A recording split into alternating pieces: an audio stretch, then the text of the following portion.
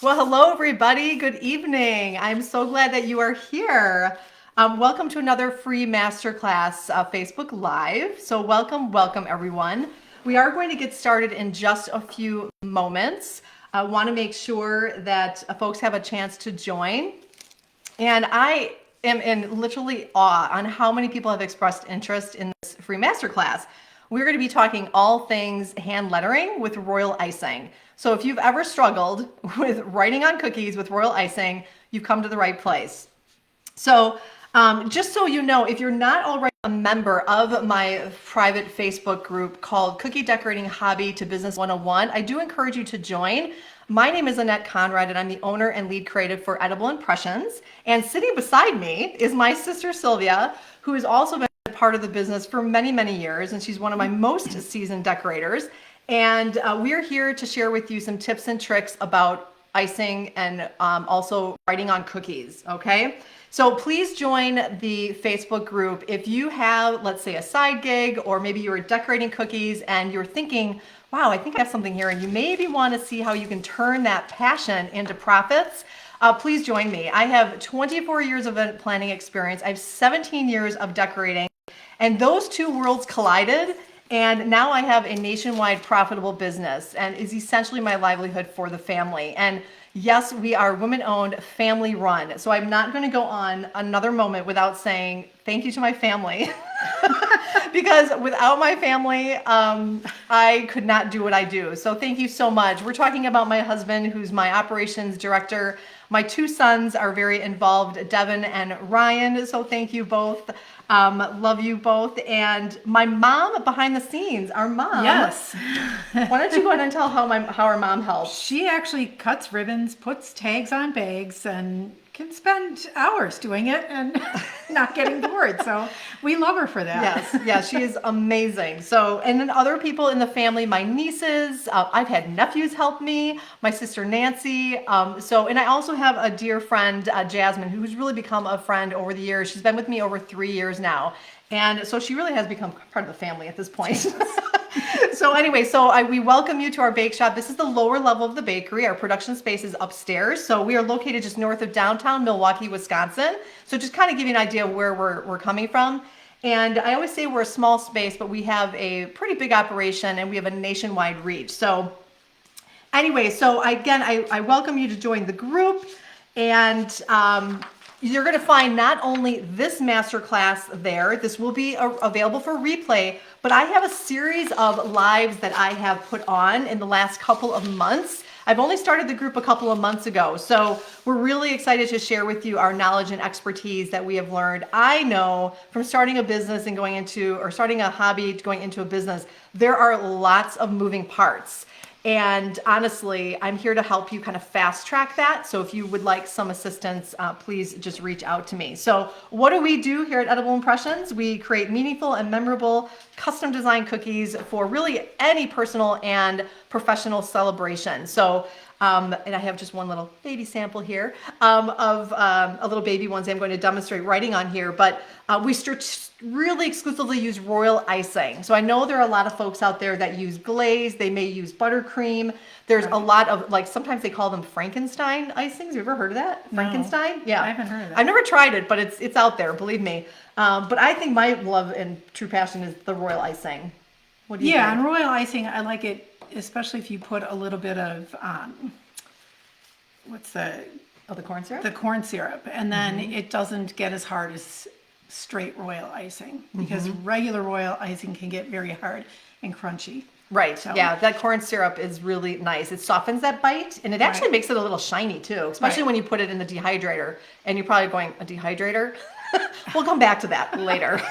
Today's about hand lettering. So, but yeah, thank you for that. So welcome new members, welcome future members, and my founding members. I could not be more excited that you're here. So here's how it's going to work before we dive in. We have a lot to show you. Let me give you a quick sneak preview. Look at this table. This table is filled with products and different fonts and different cookie shapes and all sorts of things. And we have a lot to cover today. And we were even thinking about doing a follow-up after this, because we were like, well, we can't show everything, but we want to show as much as we can. So what's going to happen is we know that there are a lot of people that are going to be on tonight, and we thank you for that. So yes, I see people using the chat already, so thank you so much. I appreciate that. And it says that it keeps being interrupted a little bit. It might be a little bit of the network connection. It kind of occasionally will do that, but hopefully it will kind of correct itself. But I've got my operations director kind of monitoring downstairs, so he'll kind of keep us in the loop here if we need to, maybe reboot, but hopefully not. So it does automatically. So, okay. So anyway, thank you so much. So we are monitoring the feed. Now, we did say live Q&A, but again, we have lots to cover tonight. We will do our best every once in a while. While I put Sylvia in charge, I'll take a peek over here. We'll look at the questions coming in. But be assured, if you have questions or wonderments, or you just want me to clarify something, put it in the feed, because post-event we will go through all of those questions and respond to you. So, and also Sylvia is one of our group experts in the group too, so you can find her in there too. So again, that group name is called Cookie Decorating Hobby to Business 101. It is free. It will always be free, and I welcome you to join. It's a growing community, and it's amazing. So, all right, well, let's get started. We are going to start off with, why would you want to hand letter on cookies? I mean, honestly, it's going to be brief, but I think it really serves purpose to know, well, why do you want to letter on cookies? It does. Yeah, it really does. So personalizes it does. the cookies. Absolutely. Makes it that much more special. Mm-hmm. So, yeah. Yeah, for sure. So yeah, it definitely will personalize and makes it more special. It really can differentiate you from other cookie decorators, because let me tell you, and I know this for a fact because I was doing my research, and there are a lot of people that actually avoid doing hand lettering. They want nothing to do with it. I would be one of those. That's why I'm here today. So yeah, Sylvia, I'm so glad she's here, because I know it took a little coaxing, because I've asked her for a while, but this was her thing. She wanted to, up-level her skills a little bit on hand lettering, and she's a fabulous decorator. Don't let her fool you. She thinks she's not really good, but she's really good. But yeah, so it just takes a little practice. So, but it's an opportunity for you to do something that maybe not everybody's doing. So have some courage and give it a try if you haven't done it already. Okay, so let's see what else. It completes the presentation, for sure completes the presentation. So you're gonna see momentarily this little cute little baby onesie that I have here. Part of this order, which is for tomorrow, just about done. The last thing I need to do is write Grayson on here. So I'm gonna demonstrate freehanding this without a projector, which is one of the techniques, but that we're gonna go through. But really, it does make it really meaningful. It really kind of completes the story, if you will. And then here's the most important thing about hand lettering on cookies. You know what it does? It increases your profit margin, because you can technically charge a little bit more for that type of presentation. So I, for one, in my pricing situation, I don't add on anything for personalization, because my business is personalizing. My business is customizing. So, think about that, how you want that either to be included automatically, or if you want it to be an upcharge. So that's completely up to you. So, all right. Yeah, and probably, for some reason, some folks are saying that it's coming through really clear, and other folks are saying that it's coming in a little bit of choppy, but I'm going to go with the majority. Most people said that it's fine where they are. So hopefully, if anything, with the replay, it won't be any choppy. So, yep. Tracy, thank you. Tracy Stahl. Hello, Tracy. Thanks so much. She was super helpful. Actually, Tracy worked with us a little bit. You'll have to think way back, but she worked a little bit with us in the bake shop. And she was super helpful with the group chat. So thank you, Stacy. I appreciate, or Tracy, I appreciate that. Okay, let's move on. So reasons why I think people avoid hand lettering, and then we're gonna get to it, don't worry, is, the frosting. The frosting consistency can be really, really tricky. And so that's one thing. Sometimes people think that their handwriting is not very good. And it's funny, because my handwriting with pen and paper is not very good, but for some reason when I get to a cookie, it flows nicely. I think cursive is a little bit more difficult than print. Mm-hmm. So, I don't shy away from print, but when it comes to cursive, that's where I back off a little bit. Mm-hmm. So, yeah.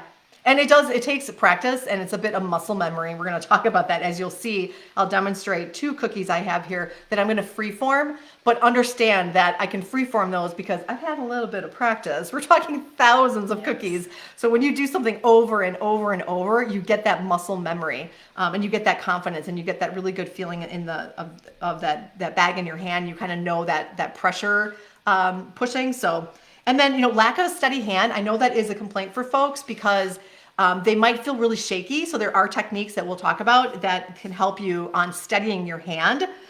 Deciding on a font sometimes actually comes up, that there's so many options for fonts and you're not really sure which one looks good. And the last thing you want to do is ruin that presentation with, maybe not picking a font that looks all that grand. So. Yeah. Centering the lettering as well. That's the big thing as well. Where do you start writing and have it end up in the correct place on the cookie? Yes, so. Yes. And especially if you don't have a projector. That's one of the things that is super beneficial with using a projector, is that it allows you to scale and center. But I know a lot of you out there are just starting and just beginning, and so you may not have funds to invest in that product, but be assured you're going to be pleasantly surprised momentarily when we get started. Almost all of the techniques we're showing you do not include a projector, so which is super cool. So, and then the final thing is just being kind of confused on the sheer number of techniques, which we're going to get to now. So anyway, I think we should just kind of dive right in. We've got a lot to cover.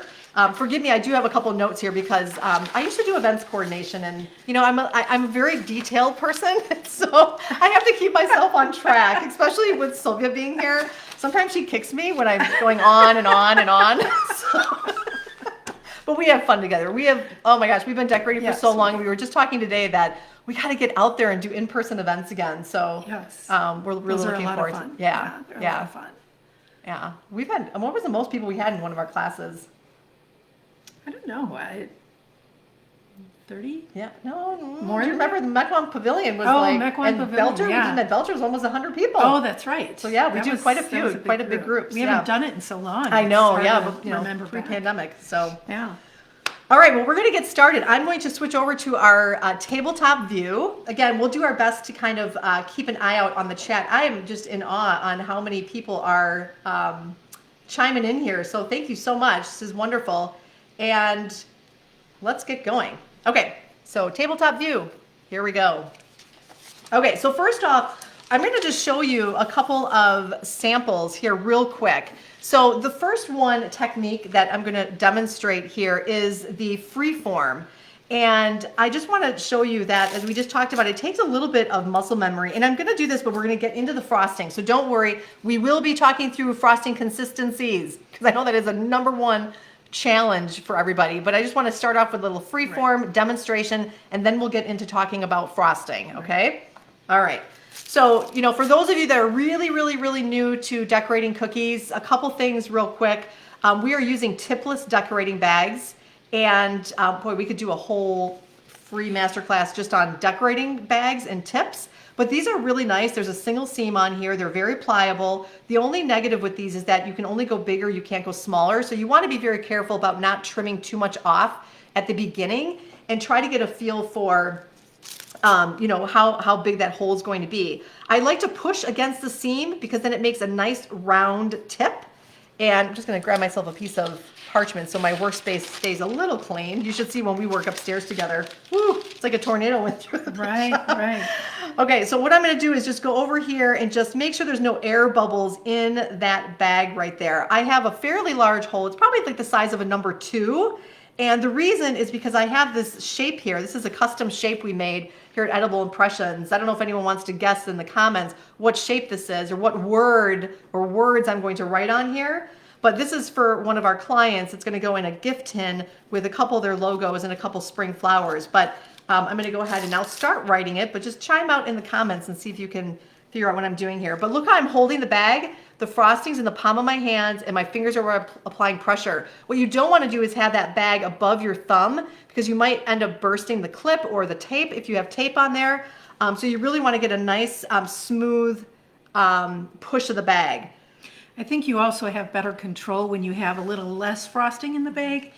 Don't overfill the bag because you have better control. Right. So forgive me here. I usually don't hold my breath, but I am concentrating. So you can see I wiped off because sometimes when you stop, there's a little dollop of frosting on there. And so I'm just going to go ahead and do this. So what I did is this is completely freehand. So I wrote thank you. Well, I'm writing thank you. And as you can see, it's a very simple, I'm wiping off. So normally I'm wearing gloves up at my shop, but today these are our cookies to enjoy. But I'm wiping off a little bit because the royal icing, as many of you know, will dry with the airflow. So in a few minutes, you'll see how this crust over quickly. And these tipless bags, sometimes you get a little piece of sugar in there. So I always like when I'm hand lettering, get a nice clean start. It's an even pressure of the bag. And as soon as I want to stop, I stop releasing the pressure. And so there's a good example of just free form decorating or hand lettering. Okay, so that's one. I want to show you over here. And let me see what color we used. Oh, it was the blue. I'm going to use this teal here. It's a little bit different blue up there, but I always make extra, so we're good.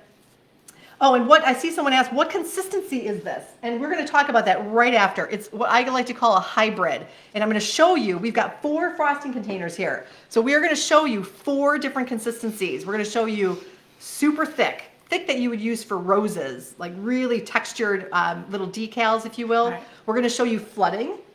We're going to show the hybrid, which I like to use for hand lettering. And then we're also going to show... for outlining as well. and outlining, yep. Yeah. And so flood, piping, super thick, and then this in-between hybrid. So 4 of them. And when you physically actually see them, you're going to get a little bit more familiar on what that consistency is that you're looking for. So I'm going to write Grayson on here. And you know how Sylvia was talking about, you know, centering your cookies and such? Oops. You can always use a ruler. So if you want to take a look, this is about 2 inches wide. So this allows you to kind of center if you want to get a sense of the center of where that cookie is, and you can backtrack on how many letters are going to go. But this name is Grayson. And a lot of times what I'll do until I can get my rhythm is I actually practice on the paper. I think the piping bag I use is upstairs. Do you want me to run and get it? Yeah. Sylvia's going to go get me a different piping bag because it actually is a little bit thinner and a little bit thicker for this cookie because it's such a small area. This bag right here is perfect for what we're going to show you momentarily.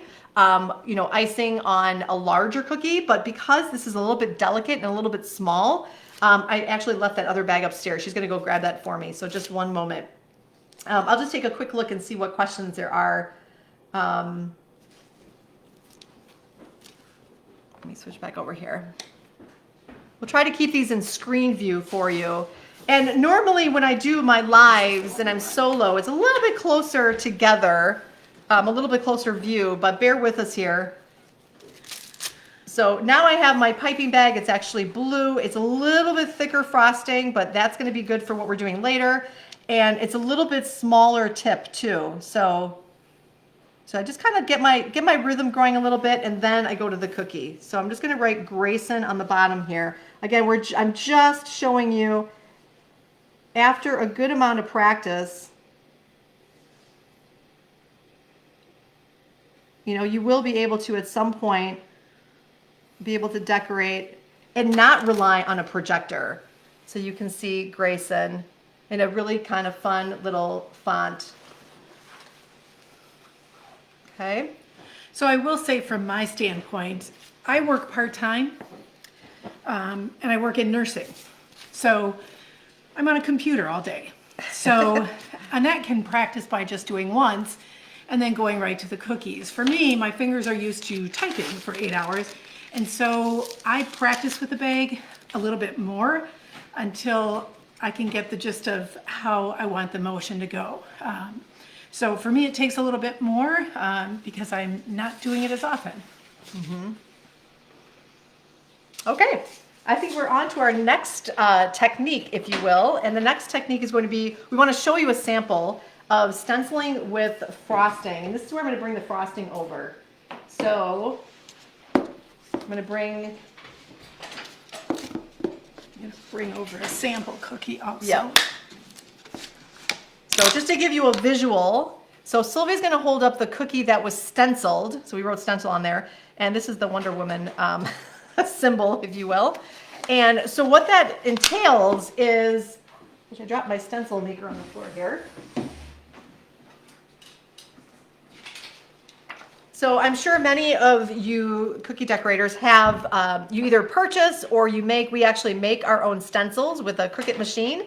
And you perhaps may have what's called a stencil genie, or I know a lot of folks make these with using magnets. There's many brands out there, but this allows you to hold your stencil in place. And you know, we don't have time to go through every single technique here, but I just want to kind of show you what you're doing here. So you have the stencil over the cookie, and where you are using a very, very, very thick frosting. So right here is not the one. So I have one that says stencil on it because I already made this super thick. I think a whole class can be done just on stenciling and airbrushing with stencils, and so many things you can do with stencils. So I just want to show you how super thick this is, okay? It's really, really thick. Just when you think it's thick enough, kind of think about the frosting that you get in the can. What is that? But it's thicker than that. It's just a hair thicker than that. So you can see that it's when I lift up, it's making peaks. It's not, really going over much. It's really, really nice and thick. Okay, so that's going to be your stenciling thickness that you want. And so this is what you're going to do is you have your stencil and you would put frosting and then you would wipe across the stencil and then you would lift up carefully and then you would have the image. So that's another way to be able to put writing on a cookie. Okay, so stenciling with frosting. You can also stencil with an airbrush. So lots of different ways. There's also something that's called, and this is very helpful too, when you have little pieces. This is what's called a mesh. So there's actually, this is a way to make a stencil if you have pieces that are loose. So this one actually says spooky. I did lose a little piece there, but basically it's the same concept, but it allows you to make very intricate designs. There's actually a piece of mesh on there. And if you're interested in knowing more about this, just send me a DM and I can send you the specifications for how to make these. But these are really, really nice too when you are stenciling. So that is our stenciling. I will mention one thing, maybe more than once, but this is a great product. It's called Sugar Prism, and this is the acrylic paints. This is so versatile. I really do highly recommend this. This is something that I'm using right now for painting, airbrushing, stenciling. It's fantastic. So again, maybe another day I'll actually go through and demonstrate it in its entirety, but this is really, really great. So you can either buy airbrush solution already made that's already liquefied and in the bottle, or you can purchase something like this. It's actually a powder, which is wonderful because then you can just make what you need, because I've thrown away so much airbrush solution because it gets out of date and then you have to throw it away. So this way I can just make what I need, and it takes up less space too. So all those big bottles, be gone. Yeah, I mean, I don't use it frequently at home, so that would be helpful having powder, because I had some bottles that sat there for a very long time. Yeah, and you're going to hear me talk about this product a lot. I've gotten to know the owner and the producer of it, and it's a fantastic product, especially when we get to the stamping one. I will mention that again. So I'm going to have Sylvie put this one aside because that is our stenciling. And then stencil with an airbrush. We'll just show you what that looks like real quick here. So what I did with this one is I airbrushed it, and then I used edible marker. So another way to create lettering on your cookie is, again, to spray it rather than use the frosting, because the frosting can be a little tricky. It takes a little practice. You always want to have extra cookies on hand, because no doubt you will have some that smear until you get that right consistency. But spraying it is nice. And if you need a recommendation on airbrush machines, again, you can send that question. Were you telling me that this powder, the Sugar Prism, actually dries quicker than like a marker or Yes. the airbrush? Yes. coloring, because sometimes that can stay tacky. And the marker can too, sticks to the bag Right. sometimes. So if that Yeah. dries very quickly, that And would be honestly, nice. again, I mean, it's going to sound like I am like an affiliate with this company, and I'm not. I'm not an affiliate, but I tell you, it is a fantastic product because I've been painting with it, and it is amazing because not only does it dry where it doesn't stick to the bag, you don't have to put cornstarch on it. You can erase with it. So if you make a mistake, you can actually erase the color off. And the best part about it is you can put color on top of color, color on top of color, and they don't bleed. It is amazing. So I'm telling you, I will do a little decorating sometime with it because you have to see it in action. It's really cool. Okay, so moving on, we got to move on here. We have now the Royal Icing Transfer. So now Sylvia's going to start practicing a little bit her hand lettering here. So this is what is called a Royal Icing Transfer. And we're going to get a little crowded over here eventually, but we'll just kind of keep it a little tidy as much as possible so it's not overwhelming. So let's see. Okay, so this is, as she's going to start decorating, here, you can use this one. Just give it a good mix. As she is, oh, what do you mix with the sugar prism? Oh my gosh, you mix water. Water. Although You can do vodka as well, but you just put water. there is one that would work nicely with chocolate though, that Yes, yes. Yeah. So she's got the acrylics, and then she has an oil-based one that's made for chocolates. So just, I would recommend going to sugarprism.com. I mean, look her up. All her products are there in detail. And Michelle, if you have any questions, just reach out to her. She's fantastic. Okay.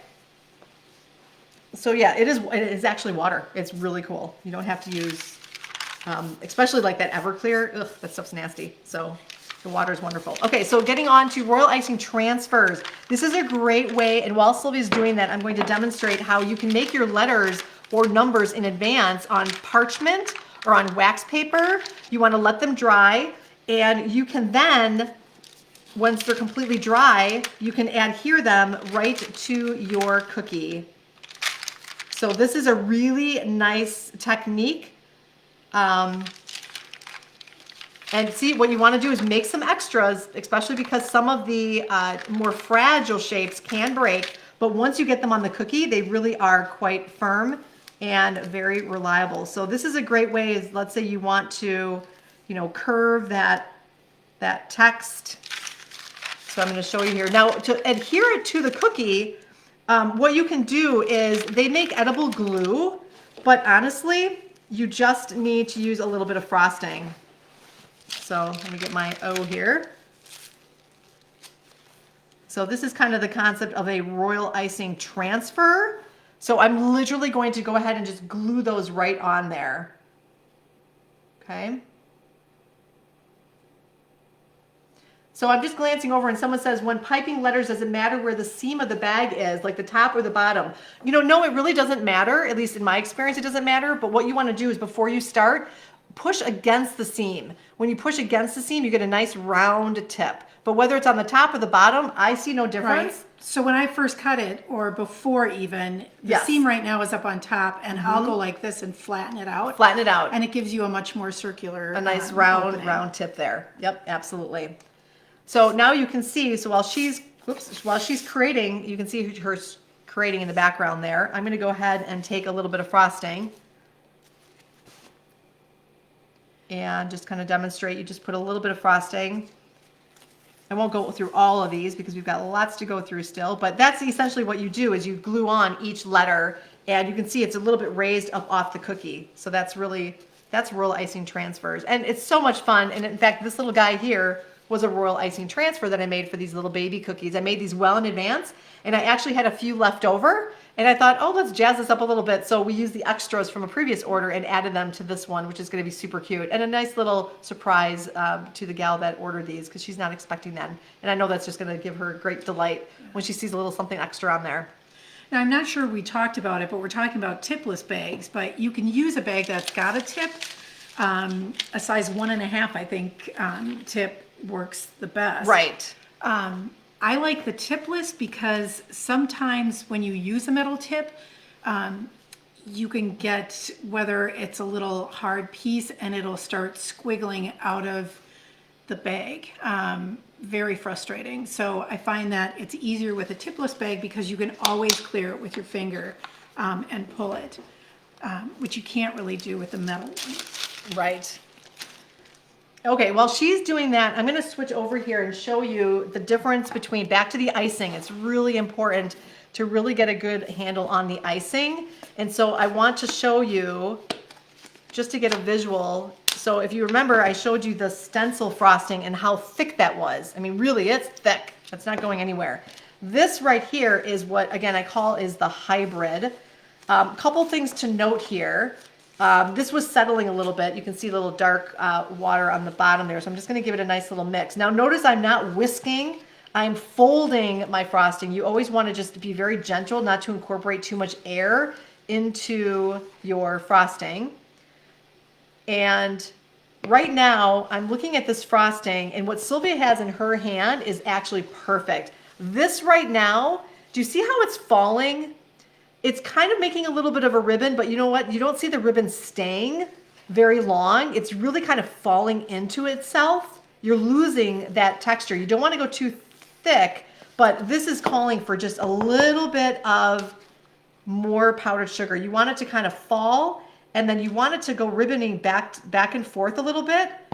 But to me, this could use just a hair of powdered sugar to make it a good consistency for hand lettering. So we're talking, do a little bit at a time. It's really close, but I want to show you if I just add a little bit of extra powdered sugar. I'm going to give that a nice little mix now. And the powdered sugar that I purchase, I don't have to sift. So I always, we are a big production here at Edible Impressions, but we do not buy those massive bags in bulk because they settle in the manufacturing plants. And we just did not have remember when we used to, I have to remind Sylvia this. Remember when we used to sift the frosting? Yes. You get a whole bag of frosting, and that was before the tipless bags. Yes. And we had the metal tips, and there would be clumps. So frustrating. Frosting that would not make it through the tip. It was so frustrating. Yeah. Yes. So buy the smaller bags of powdered sugar. You will never have to sift, and you'll never have to get angry at your tipless your bags. Anyway, okay, so I am folding and I'm mixing, and look at that, with that little bit of powdered sugar that I put in there, you can see that it's still making that little bit of a ribbon effect, but it's not falling into itself that fast anymore, because you want it to have a little bit of texture. You still want it to fall and get flat because you don't want little bumps and nooks and crannies, but you also don't want it too loose where it's going to go all over the place. So what I'm going to do is put this in a bag. I'm going to cover this one up because everybody knows that royal icing dries very fast, especially when it's thick. I'm going to put that one aside here. You're new to these bags, or I kind of want to keep it a bit basic tonight because I know there are a lot of new folks on, so they're just getting started. But the way I open my bags here is I kind of open them all the way down, and I put my hand in the letter C. So I'm kind of holding it like this. Some people use a glass or a cup. I like to just use the, one and done here. I think Jennifer's asking what we use to do the transfers. Parchment paper. Oh, yes. You put it on parchment paper, wait until it fully dries, and then peel it off from the paper, and they're good to go. And they can stay for a very long time.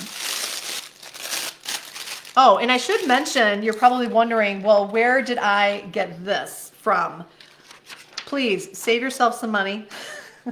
Use a Word document, use some free apps. There's so many free apps out there. And in my Facebook group, again, if you're not a member of my group, I encourage you to go there. My guide section is growing by every other day. I'm adding a new resource on there.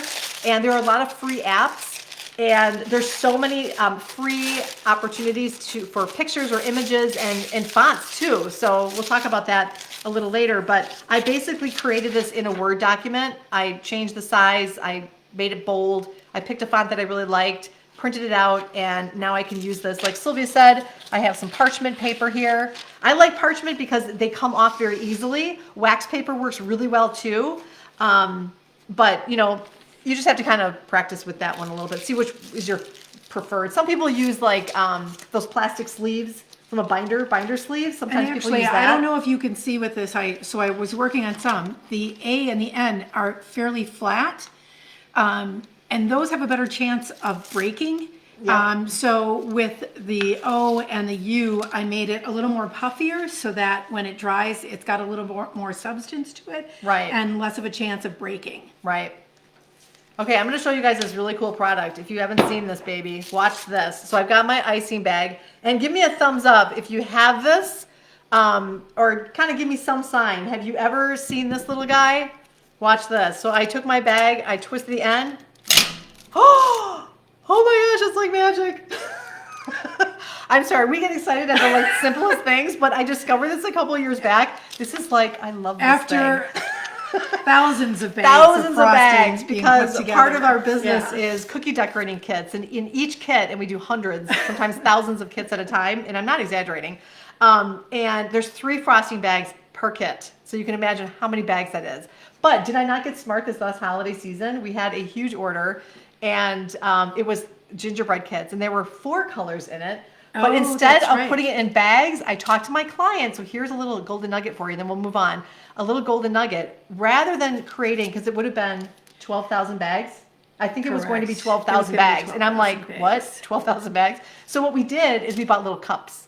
And we squeeze them in the cups. And then I approached my client. I said, look, I would love to give your attendees an experience of filling the bags. So we saved hours and hours of Yeah. time by using little cups. But this thing is a golden nugget. I know this is available in the Facebook group, where to buy it. But yeah, this is wonderful. Again, not an affiliate. Now but you may love be that thing. thinking, yeah, but it takes just as much time to put frosting in those little cups. Oh, But no. we had very large Yeah. pastry bags, It is. and we just we had them all lined up. It was and we just fantastic. went along and covered it. It saved so much Yeah. time. Well, and here's the funny thing. You know, I like to watch videos for as long as I've been doing this. I'm still learning. I'm not perfect. I'm still learning, and so I'll every once in a while like go on YouTube and watch and kind of keep informed on what's going on. And all of a sudden, I saw this one gal decorating, and in the background, she went clink, and I was like. What was that? I mean, I rewound it like 3 times. It was way in the background. I'm like, what is that thing? And I and I found it. So that was like a golden nugget. So that was awesome. Now you may think it's a one-time, if you need to refill. It can be pulled apart if you want. If you need to refill, it just saves a lot of time. Yeah. Okay, let's move on to the next one. We have, let's do the tissue paper. We've got to show the tissue paper one. Is so cool. Okay, so we're not even at the projector yet, okay? We're going to talk tissue paper. This is so cool. This is a great little hack here. If you don't have a projector and you're looking for another way to add writing on a cookie, and this is kind of what we're going to demonstrate right now. So you need tissue paper, not parchment. You need something that's going to be, that's going to soak through. You want to find yourself an edible marker, okay? Don't use a Sharpie marker. You got to use your edible markers. Now, before you do that, Very thin paper. it's very thin. We need a scissors. Over there's 2 scissors. The key here is to cut your tissue paper out of the size of or the shape of your cookie. So I'm going to go ahead and turn it over. But I tell you, this is really, really cool. And here's the thing, I didn't use this technique too often when I was just starting out because I was one of those people. Yeah, I avoided hand lettering for a long time. I'm like, nope. And here's, while we do this here, really quick, I want to show you, let's see here, just a quick on screen. Here's a couple of the designs that I've done with hand lettering. So just kind of take a little ponder at that while we prepare our supplies here. But you can see that all the different fonts, the different colors. The third picture where it says Carly and Zachary, that's actually edible paper, yet another technique. Especially if you have something that's very involved, the edible sugar paper definitely is another means for putting lettering. And I love that silver sparkle around the border of that one. That was just such a cool wedding. But yeah, so just to kind of give you a little sneak preview, some of those were freehand, but most of those, I think I used a projector, most of them. The H, yeah. Yep, the H, actually, can you guess which one, how that was done? That was a stencil. That was a Yeah. stencil. Yep. Absolutely. That was a stencil. So just to kind of give you the one with the little one thing And the new fish, that was for a baby shower, and that's actually edible markers. So really, you don't need to always use frosting. You can use edible markers too. Okay, so back to the tissue paper. So here's what we did. We have a already pre-frosted cookie. Let me just get back to my screen here. All right, so we got a pre-frosted cookie, and we took a piece of tissue paper, and we're gonna get one of our little, these two guides, by the way, these practice sheets are in the event, in the discussion feed, and they're also in the guide section of the Facebook group. Again, the Facebook group is called Cookie Decorating Hobby to Business 101. For those of you that are just joining, my name is Annette Conrad. I'm the owner and lead creative for Edible Impressions. This is Sylvia Schwartz, one of my most seasoned decorators and my loving and dear sister. And yes, she's my older sister.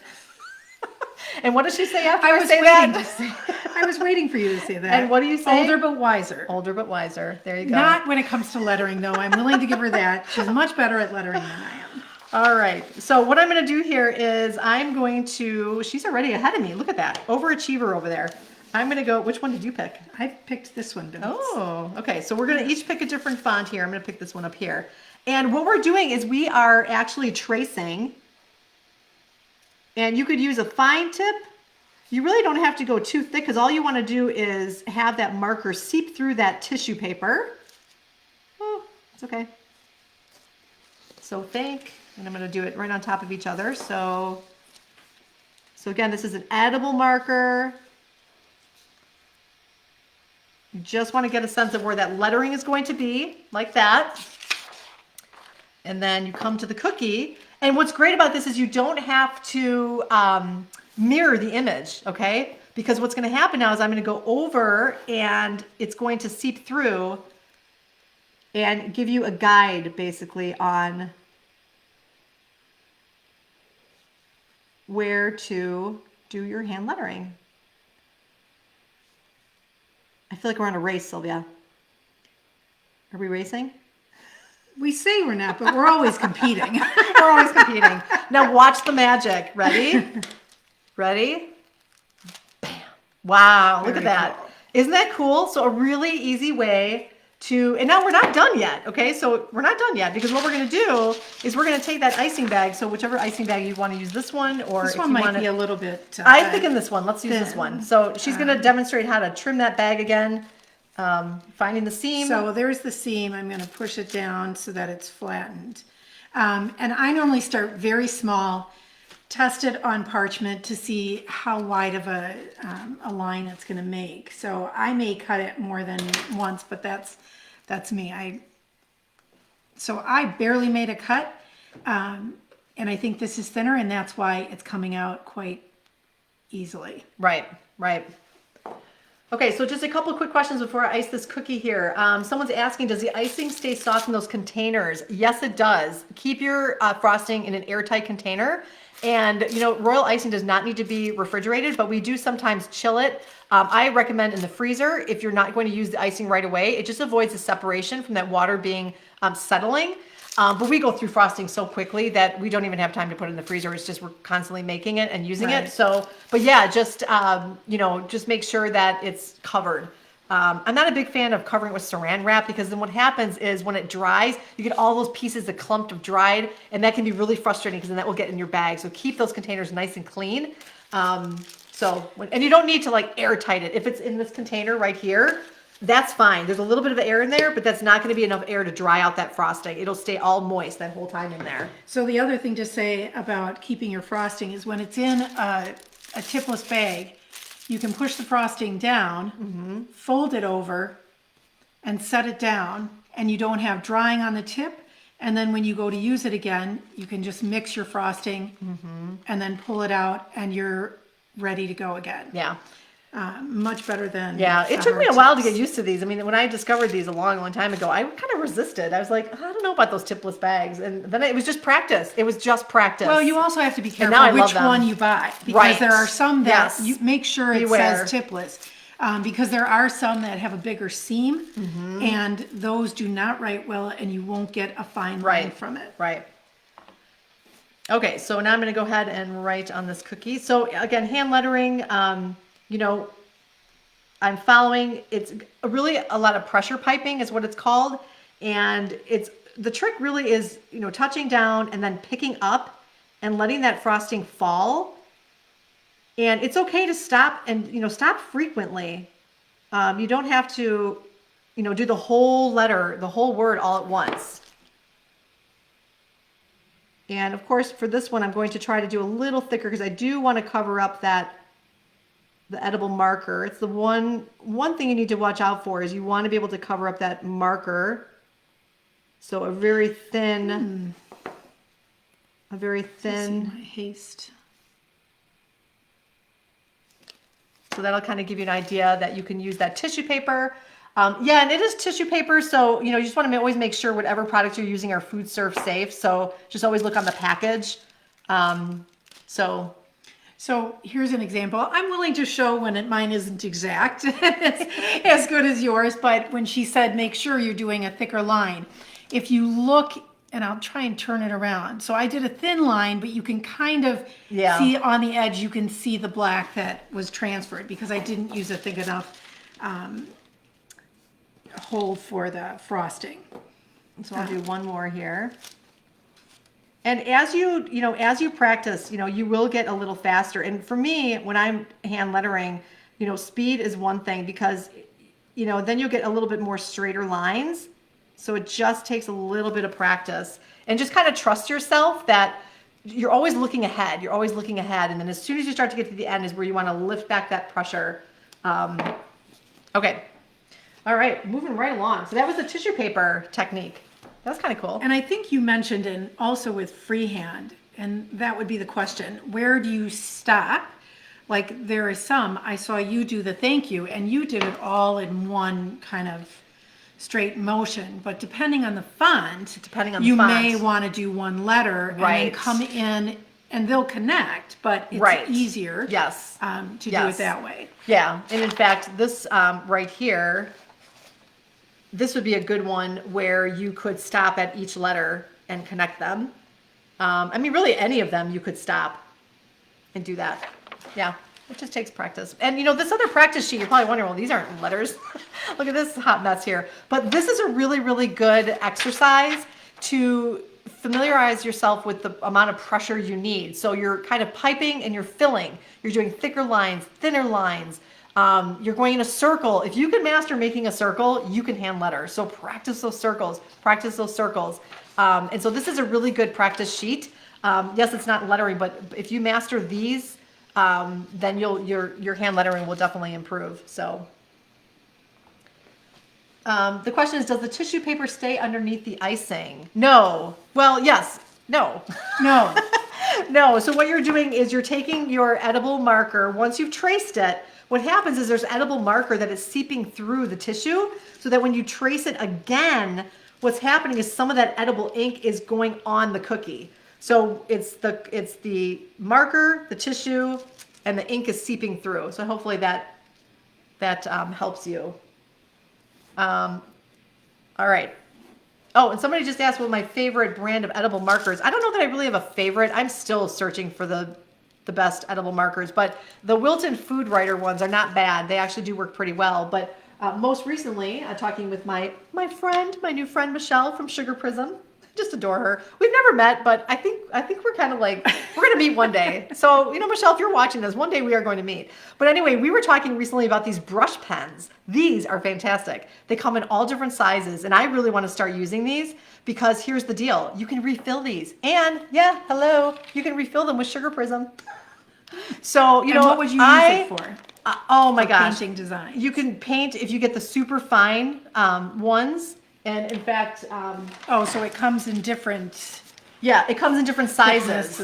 But here's the deal. Look at this beautiful set of brushes that Sugar Prism also sells. She has a .03. These are tiny, tiny brushes. These are fantastic. Oh. So again, I'm not going to go on and on about that because she's going to think I'm like stalking her.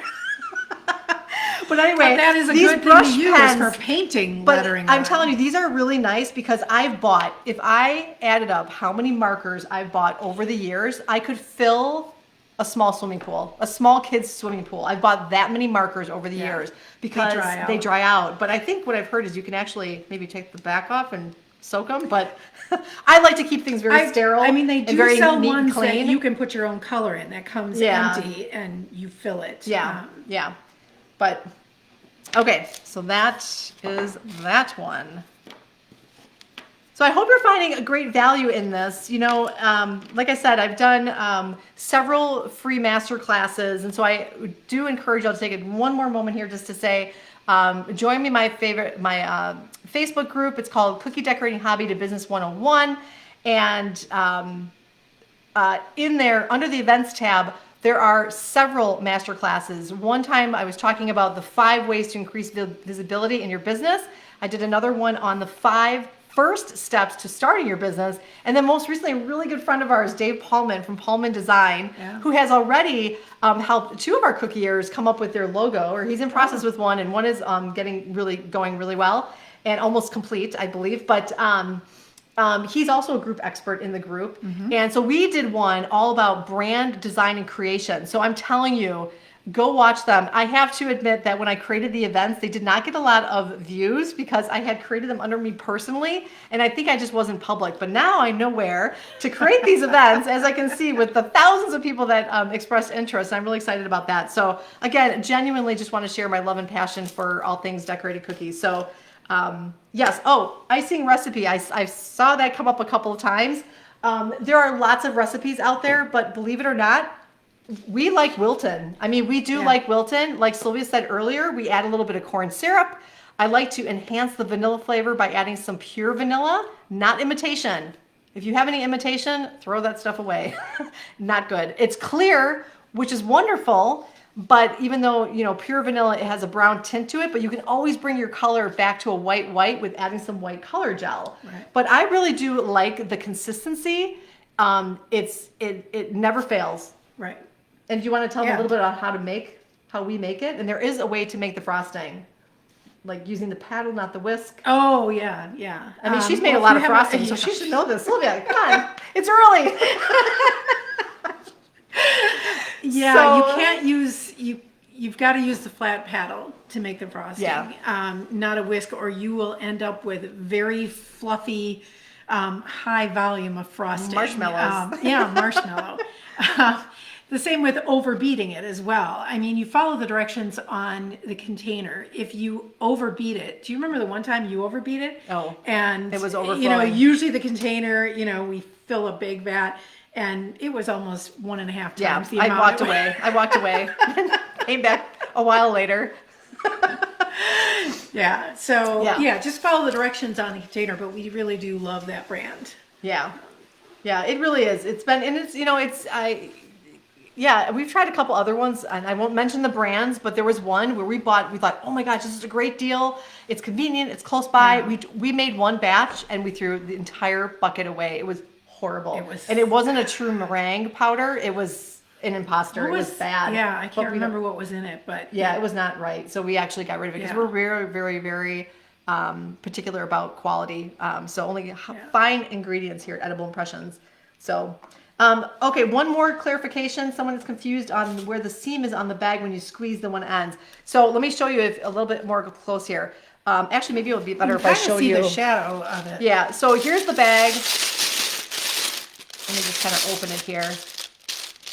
So you can see here's that single seam. So it's only on one side of the bag. This is a crease, but there's only one seam. So what you want to do is when you fill it, you want to push against that seam so it's flat. You're going to get a nice round tip.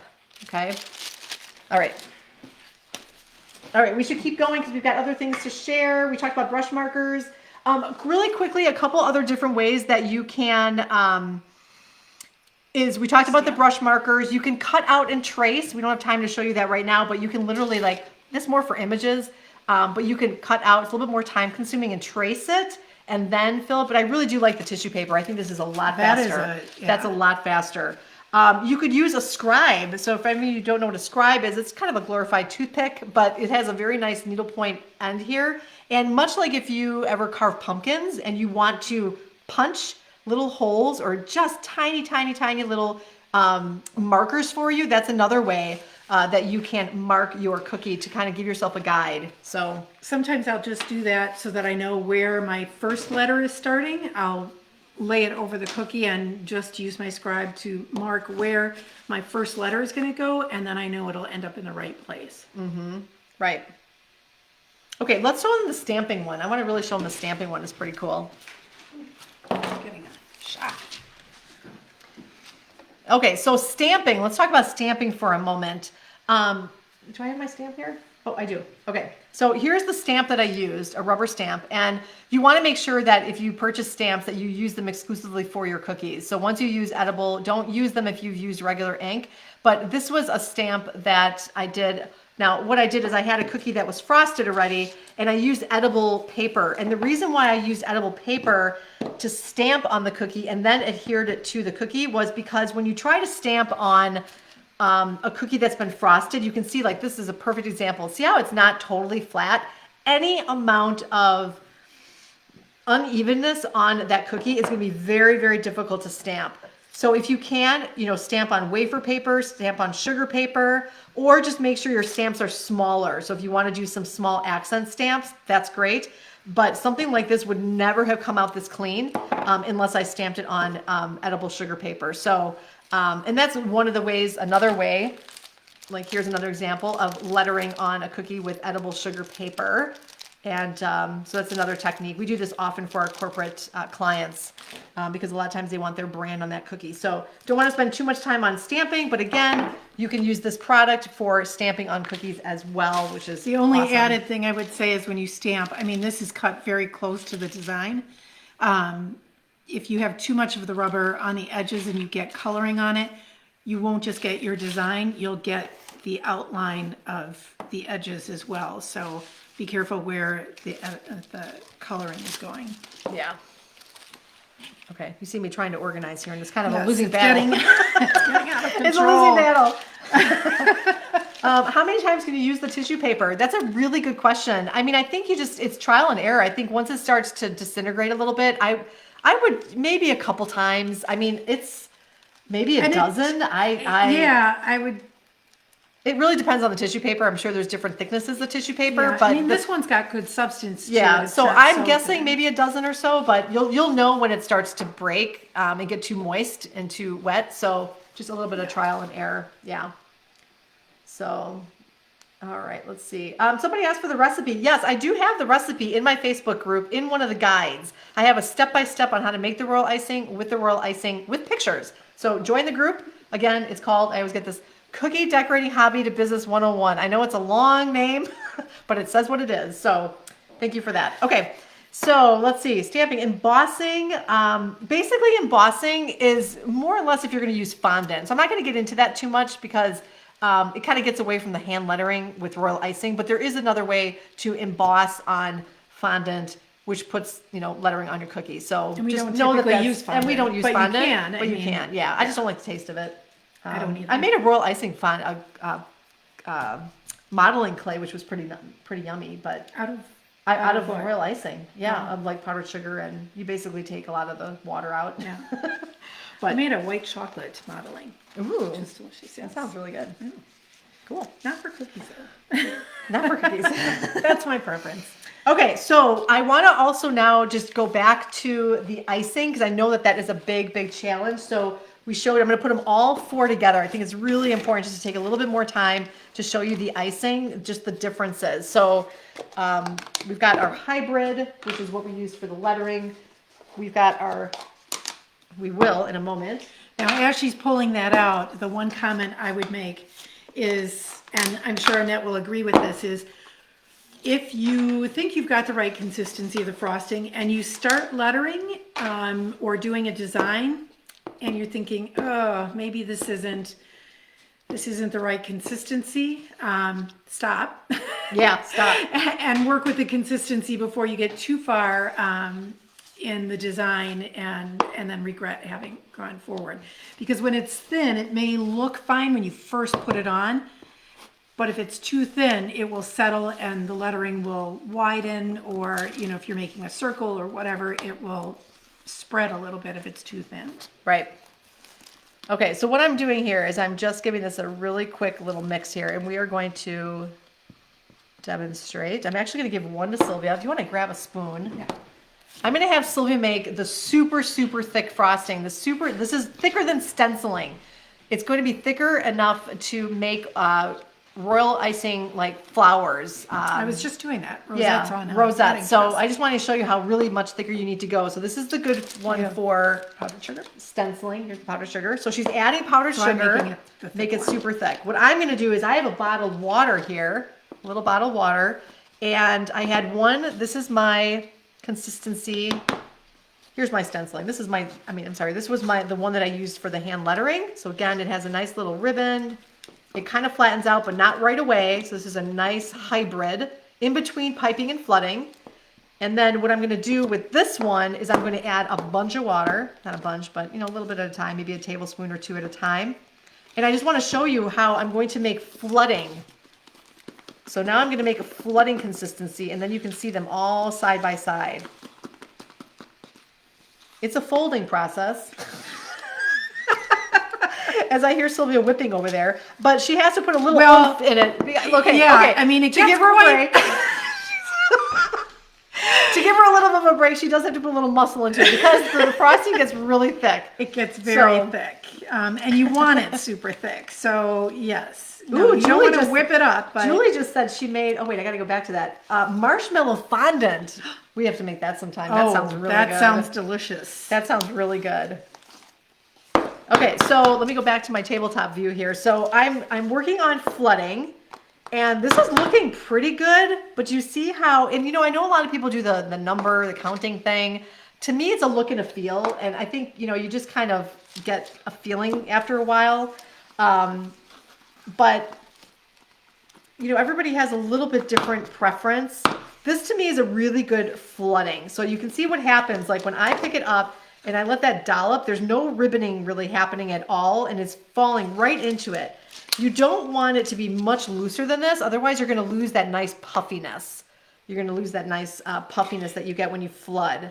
So this is pretty loose. You can see it's falling off as opposed to the one for hand lettering. See how it's drooping a little bit? So I'll show you that to you again. Look how much looser this one is. It's not a big dollop, it's more just falling. Here's that one again. See how it's just like a big blomp? Yes, we do side effects too in the bake shop. And again, here, see how it's like falling like lava? So that's your difference. This is your flooding. This is your hand lettering. This is your stenciling. And then Sylvia momentarily is going to have, look how thick that is. Let me get it in front of yummy. the camera here. Yeah. So look how really, really thick that is. You want stiff peaks. And you want to be able to mix that. Probably even take a little bit more. Yeah, because you want to be able to. You want your rosettes and things to stand up. Right. Right. So hopefully this helps you. One thing I would say is if you're making a whole batch of frosting and it's all going to be flooding, keep track of the amount of water you're putting in and mark it down so that you get a sense of what is the measurement of water that you need to use. The straight measurement from Wilton's container is going to make it thick. So this one's flooding. Show that again. This one is the hand lettering, which is really nice. That is a really good consistency. And look at this one. Let me put my spatula in there. I mean, I could like pretend to throw this at Sylvia right now, and she won't. And it won't come off the spatula. Okay. Well, you can try, but I'm also gonna try. Okay. But now you see the difference between the four. It's really, really important just to kind of get that, comfort. That is the biggest challenge, I think, when it comes to decorating cookies, and especially when it comes to hand lettering, is having that right consistency. You don't want it to be too thick. You don't want it to be too loose. You want it to be just right, but just know that you can take it thicker and then use it for other purposes too. So something this thick, what will happen is if you try and do lettering, it may not stick to the cookie. Right. It'll kind of lift up because it's not wet enough to stay with the cookie, and it might chip off. Oh, chipping is not fun.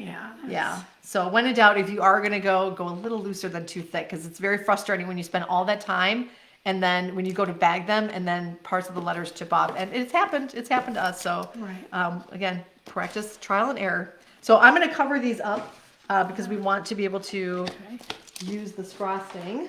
So you can see we are covering those. I'm going to take this to the sink here.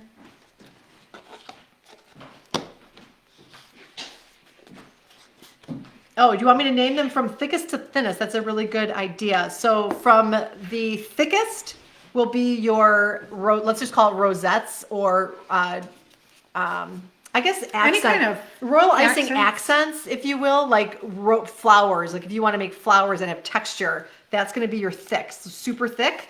And then it's stencil is next. And then it is the hybrid. And then it's flood. So that's from thickest to thinnest. Right. Now, you don't want to use the thick, I mean, we said rosettes. This isn't for transfers because this is going to be, it'll dry Not for fast, letters, not for but letters. not for letters. If you want to make, you can make little rosette transfers when it's this thick. But if you're trying to do letters and things, you need letters, it a little thinner. you need that hybrid for the letters. You use this for right on the cookie and also making your transfers. So that's the key right there, that middle one. So it's in between the stencil and in between the flood. So that was good. All right. I'm going to put those over by you. You can maybe take them to our station over there. Want to make sure that we hit everything. And there's a little bit of troubleshooting. There's something called craters that can happen when you're hand lettering. And if they are going to be bigger or bulkier, oh yeah, thank you. This is an actually perfect example. So I have this one right here.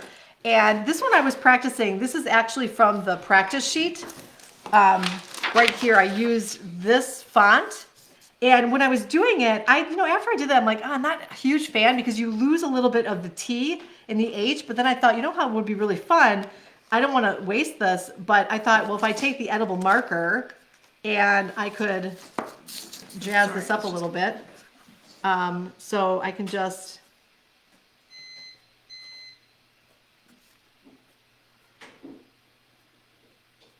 give it a little help here if I want. So now it's a little bit more readable. And so, if you feel like, I like that font, but it's a little bit too bulky, you can enhance that writing by using the flooding or the lettering technique and then putting the edible marker on top of that. So that's always kind of a nice little thing to consider. But craters and I didn't have to have any craters with this. Craters, like when you see little holes, it can be very, very frustrating. Oh, thank you for posting the group. I appreciate that, Elise. Very much so. Appreciate that. Oh, the edible markers, it's called Food Writer. This is a Wilton brand. I've used other ones, but this one right now is my favorite. But again, I'm going to be switching over to some of these brush markers, possibly if I can find a super fine tip. The edible markers you can usually find at Michael's or Hobby Lobby or any baking store. Exactly. Sometimes they have it. So yeah. And then a couple of other things to troubleshoot is sometimes the icing, as Sylvie was mentioning, can either smush. When the icing smushes on your hand lettering, it's because you haven't waited long enough for it to dry. So that's where that dehydrator comes in, or a fan if you want to speed up the process of drying your hand lettering. And that's why I really like the transfers, because they are super dry. You have to be careful though if you are shipping them, then maybe those transfers aren't always the best thing. But when you smush it or when it chips, it's just, you don't have the right consistency. Color bleeding is another thing that can be frustrating when you're hand lettering. Yeah. My biggest thing with the bleeding, and what that means is that the colors are, one color is acting like a sponge and it's pulling the moisture and the color from the other one, where you get this like fuzziness. It can be very, very frustrating. And I see it all the time in other groups where people show pictures and their hearts are just broken because the black smeared with the white or whatnot. And there is a way to avoid that. And I think some people say, oh, put white food coloring in. I've never done that. I've not done I don't know if that's just a myth. But the key, what I find is, number one, waiting for that first layer to dry. So before I do the green on this, the white is pretty dry. At least it's crusted over. And the consistency is very similar when you're going to do... well, in this case, they're different, but I just wait for it to dry. Wait for it to dry. But the lettering isn't too thin. Yes, the lettering is not too thin. Excess of water in the frosting is going to seep into the other frosting. Mm-hmm. And then I usually put a fan on it too right after to get the lettering to dry right away. Right, exactly. So that is key. Yeah, and then we already talked about the icing bags kind of getting clogged. That can be very frustrating. And that's the one thing with these tipless bags. And I know we're a little bit over time. We're going to keep going. We're almost done, but we're going to keep going. And so, it can be a little frustrating. You have to be careful with these tipless bags because they are a bit fragile. If you get a little piece of sugar stuck in there and you pull it, sometimes it can rip the bag. So just be a little careful with these. And the super thick frosting, you may not want to use the Yes. tipless because it's a thinner bag. Right. For if you're doing rosettes and things like that, you're going to want a thicker bag. And we do have these on hand. These are much thicker plastic. So I always have these on hand. And then generally when I am doing any kind of thicker, you're putting a tip in there anyway. Right. But you can feel because you're here putting a rosette. how thick this is. You can put thick frosting in here and it's not going to burst on you. But like I said, he's got the 2 seams on there. So and we learned from the hard way. Yes. Bags that have- See, we know all this because we've experienced all of this. Bags that have burst. Bags bursting, yes, all that kind of stuff. But the last couple of pitfalls just to keep in mind is misspelling. And I just misspelled something not too long ago. I have a little dyslexia. So Lindsay, there's like 8 ways to spell Lindsay. And I just happened to reverse 2 of the letters. But my client was so gracious and so patient. And, but yeah, be aware of misspelling. So sometimes you can get a little bit too wordy. So keep it short. I always say keep it short. 1, maybe 2 words, maybe 3 short words. You don't want to write a book on that cookie. It takes away from the presentation. You can always add a card attached to the favor bag. You can write a book there. So that's a couple of things that I would recommend. And then again, just be patient for it to dry. Don't rush it.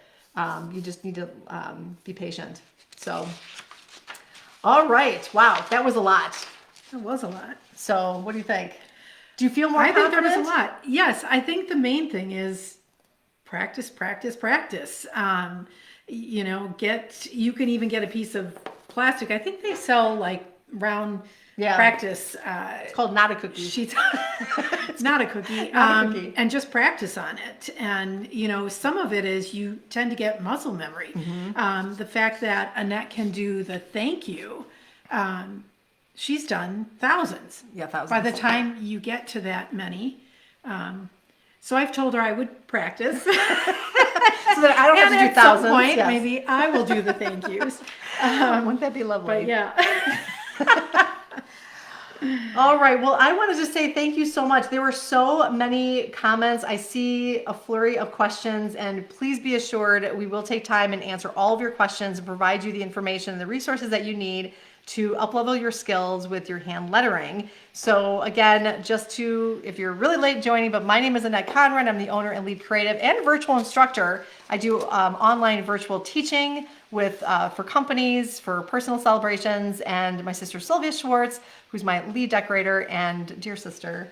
And we've been decorating a long time together. And I'm so excited because I kind of made a bet with her. Like, if she comes on with me, the question is, will you come on again? I'd love to. She loves you. So this is fantastic. This could be the start of something. We're so excited. So she's been telling me to go on video for years. And I've also asked her not to tell me how many people are viewing because that makes it a little more difficult. Okay, so to wrap up really quickly, join me in the Facebook group, Cookie Decorating Hobby to Business 101. And let's continue the conversation. We will answer your questions.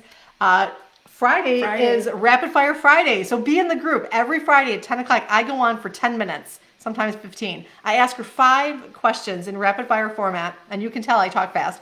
Any wonderment, questions, scenarios, I talk to my clients if they have kind of interesting requests and things. So it's really, really fun and very interesting. So I rapid fire. That's every Friday. Again, replay. If you can't join me live, then watch the replays. And then check the events tab. I have to look at my notes here. Oh, and May 4th, next Wednesday. Every Wednesday I'm on live. So 6:30 to 7:30 Central. I switch off every other week. So it's decorating business. So follow me, and I really do appreciate all of you. So thank you so much. And I will leave you with... And Devin said, happy early birthday, Annette. Oh my gosh. Hi, Devin. Thank you. And Devin, oh my gosh, I gave a shout out to my 2 boys, Devin and Ryan. Devin, I have to give him credit. He has... Oh my gosh. He has been wonderful in the sense of me seeing the future, or helping me see the future and the potential of the business. So I do have to thank him. And my son Ryan, oh my gosh, he is so much like his dad. He is just the calm. He's like, no worries, we're going to figure this out. One time he was here when my virtual event, I've lost a camera and he's just walking around. It's fine. I'll take care of it. So Love you both so much. So thank you so much for tuning in. That's fantastic. What did I tell you? Family run business. So, all right, we'll see you soon, everybody. I'm going to leave you with this still shot of your hand lettering to come. So nice job.